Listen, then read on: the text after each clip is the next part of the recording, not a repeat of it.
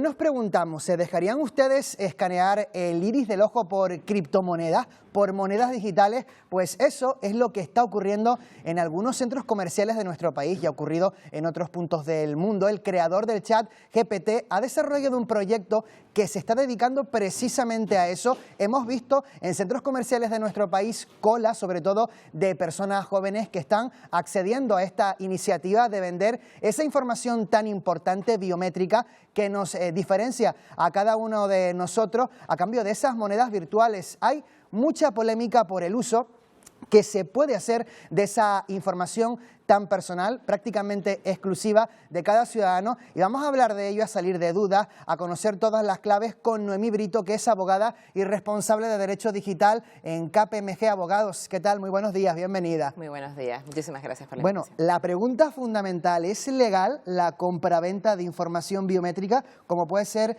ese escaneo del iris del ojo? Bueno, si ya partimos de la base, ¿no?, de la compraventa como término, pues la verdad es que realmente vender tus datos ya tiene un componente bastante sensible, ¿no? Lo primero que tenemos que llamar la atención es que los datos biométricos son datos altamente pues importantes para las personas, sobre todo en los entornos en los que nos movemos hoy en día con la inteligencia artificial, porque evidentemente podrás mentir sobre, ¿no?, un nombre, un apellido, una fecha de nacimiento, pero tus datos biométricos son únicos, son unívocos. Eso significa que estamos de alguna manera dando datos, ¿no?, a cambio de un dinero, de unas criptomonedas. Y aquí la base, pues la base legal de poderlo hacer, normalmente se parte del consentimiento de las personas, pero la pregunta es, ¿ese consentimiento es informado? ¿Es libre? ¿Es válido? Es que hay voces, por ejemplo, que señalan también ese consentimiento, pero que aseguran que en muchas ocasiones, aunque se dé ese consentimiento, la pregunta está si en la información que se proporciona, por ejemplo, a través de esa app que tienen que descargarse las personas que acceden a este proyecto, si la información es suficientemente clara y completa para saber ¿qué es lo que estamos haciendo? Ahí puede estar la clave también, ¿no? Correcto. O sea, yo creo que es muy importante, siempre decimos, ¿no? Leamos los términos y condiciones, hacia dónde van nuestros datos, quién los van a usar, para qué, ¿no?, se van a aplicar. Yo creo que esta información es una información importante como para poder dedicarle un tiempo a reflexionar sobre a quién estamos dando los datos y para qué finalidades, ¿no? Esta reflexión y esta necesidad de poder, ¿no?, ver a qué se van a aplicar estos datos es importante y evidentemente no debemos caer en la tentación de venderlos a cambio de una recompensa que, se habla, ¿no?, de unos 70 euros aproximadamente, ¿no?, en criptomonedas. Y realmente la reflexión es cuánto valen realmente mis datos ahora y en el futuro, ¿no? Como digo, la importancia también, ¿no?, de que es información altamente sensible, altamente unívoca, ¿no?, y que te identifica claramente, es lo suficientemente importante como para no de alguna manera tener esa reflexión. Normalmente los términos y condiciones a veces no son tan claros como se debiera. Muchas veces el lenguaje no es sencillo de entender y en ese sentido yo creo que se tiene que parar uno a pensar realmente qué es lo que estoy haciendo y a quién le estoy dando los datos, ¿no? ¿Hay antecedentes, señora Brito, de algún tipo de proyecto, de alguna cuestión en la que se haya tenido que dar marcha atrás porque la información que se daba a la hora de dar esos datos a los potenciales clientes no era lo suficientemente clara a pesar de conseguir ese consentimiento? Sí, yo creo que hay como un mito de que el consentimiento lo puede todo. El consentimiento no lo puede todo. Lo primero que uno tiene que plantearse, ¿no?, en una organización cuando aborda este tipo de proyectos es si es proporcionado pedir ciertos datos, ¿no?, desde el punto de vista de su aplicabilidad. Lo segundo es que el consentimiento tiene que tener una serie de requisitos para realmente ser válido. Tiene que haber una información suficiente, clara y sencilla para que un usuario medio lo pueda entender. Eso ya, yo creo que sobre todo estamos hablando de colas, ¿no?, de menores de edad. La pregunta es si los menores de edad, ¿no?, lo pueden entender o no, aunque he visto que evidentemente se pide que al menos tengan 18 años para poder aportar esta información. Aún así, los usuarios medios muchas veces no entienden, ¿no?, lo que los propios abogados redactamos en los términos y condiciones, eso es importante. Y sobre todo esa validez del consentimiento parte de que evidentemente uno sea totalmente libre a la hora también de aportar esa información. Muchas veces nos vemos arrastrados también, ¿no?, por situaciones, o a veces el consumidor está en una situación de desequilibrio que también de alguna manera puede viciar un consentimiento desde el punto de vista de su validez. Por lo tanto, yo creo que son muchos los factores factores que, bueno, que tenemos que considerar.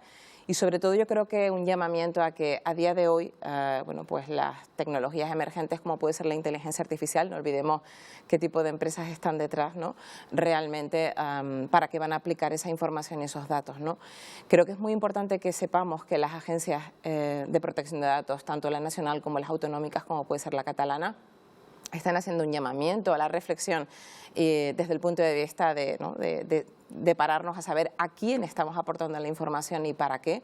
Y yo creo que también, sobre todo, determinar las bases legales de si es suficiente o no un consentimiento. Hay muchos casos en los que un consentimiento, aunque se brinda, no ha sido suficiente para el tratamiento de la información y esto es también muy importante que se conozca, ¿no? Porque en el caso de esta información biométrica, de estos datos tan personales que nos identifican y nos diferencia del resto de las personas, nadie tiene el mismo iris que otra persona, ni la huella dactilar.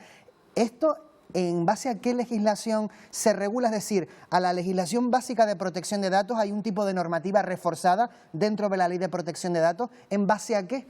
Bueno, básicamente aquí, bueno, pues evidentemente la normativa de protección de datos pues está presente porque son datos, como digo, altamente sensibles y que realmente nos identifican claramente ahora y en el futuro. Pero también, bueno, pues hay otra serie de normas que en un momento dado, ¿no? De la protección incluso de la intimidad de la persona que también en España pues son de aplicación. Desde el punto de vista de la normativa, yo creo que es muy importante que tengamos en cuenta también la nueva regulación que llega en materia de inteligencia artificial. Esta nueva norma, de hecho, prohíbe uno de los sistemas de inteligencia artificial, la identificación biométrica en espacios públicos, o sea, este gran hermano, ¿no? de que nos puedan estar grabando por la calle y hay una camarita identificándote, ¿no? En función de esos datos. Correcto, y que te puedan reconocer biométricamente y el sentido es que realmente estamos entrando en una nueva economía, nosotros lo llamamos la economía de los sentimientos, en la que, bueno, la biometría es fundamental para el reconocimiento emocional de las personas y para que también nos puedan trazar en función de nuestras reacciones emocionales. La nueva normativa que llega en materia de inteligencia artificial trata de proteger los derechos de los usuarios, los nuevos derechos digitales a la privacidad mental y esto tiene mucho que ver con la biometría desde el punto de vista del reconocimiento de las emociones de las personas. Muchas veces digo que no solamente tenemos que tener conocimientos básicos de cómo proteger nuestra información, sino también cómo proteger nuestras emociones. Y en ese sentido la biometría juega un papel fundamental. Aportar datos de estas características es un peligro. Señora Brito, toda esta información que este tipo de empresas como la del creador del chat GPT puede recopilar de esos datos biométricos, ¿qué uso se le podría dar en un futuro? Es decir, ¿hasta dónde se podría llegar? ¿Cuáles son los riesgos de dar esa información tan exclusiva como es el iris del ojo o una huella dactilar? Pues básicamente que ya te tengan de alguna manera marcado, identificado, trazado y monitorizado, pues prácticamente de por vida. Un iris no cambia, podríamos cambiar otro tipo de datos o mentir sobre alguna información que no queramos aportar o no darla simplemente, pero cuando damos un dato biométrico, de alguna manera nos estamos dando la llave de nuestra intimidad. Y eso es algo que es muy importante y evidentemente no vale 70 euros. Y una última cuestión, si una de estas personas que ha ido a esos centros comerciales en nuestro país y ha accedido por esas monedas virtuales, esos 70 euros al cambio, a ceder que le escaneasen el iris y después se arrepiente con toda la información que reciba, ¿hay capacidad de desistimiento? Es decir, hemos dado esa información biométrica, podemos decir, ¿no la pueden seguir utilizando? Bueno, la legislación evidentemente ampara a los ciudadanos también a poder retirar, entre comillas, su consentimiento para el uso de la información. Hay un derecho que viene a decir que, bueno, pues igual que das el consentimiento, tienes el derecho a retirarlo en cualquier momento.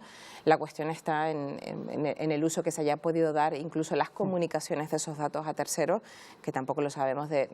Por eso es tan importante leer los términos y condiciones y la información, porque una vez que das datos normalmente, bueno, aunque retiras el consentimiento y se puede paralizar el tratamiento de esos datos. No sabes lo que se ha hecho durante ese tiempo. Correcto. Y dónde pueden estar, a quién se han comunicado. Yo creo que se pierde de alguna manera, en cierta medida, el control de la información y es una información sensible. Pues mucho ojo, nunca mejor dicho, con lo que hacemos con esa información biométrica personal e intransferible que algunas personas están decidiendo ceder a determinadas empresas. Noemí Brito, abogada y responsable de Derecho Digital en KPMG Abogados. Muchísimas gracias por habernos acompañado. Muy buenos días. Muy buenos días, gracias.